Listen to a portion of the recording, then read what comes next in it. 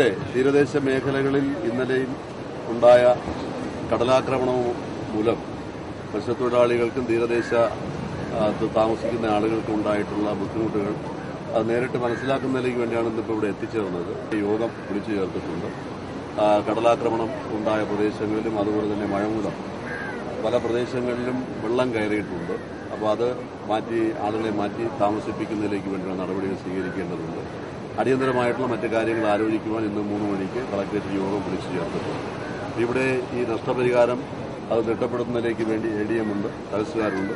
അപ്പോൾ അവരോട് നിർദ്ദേശം കൊടുത്തിട്ടുണ്ട്. ആ കാര്യങ്ങൾ കണക്കിലെടുത്ത് ഗവൺമെന്റ് അവർക്ക് സഹായം ചെയ്യുന്നതാണ്.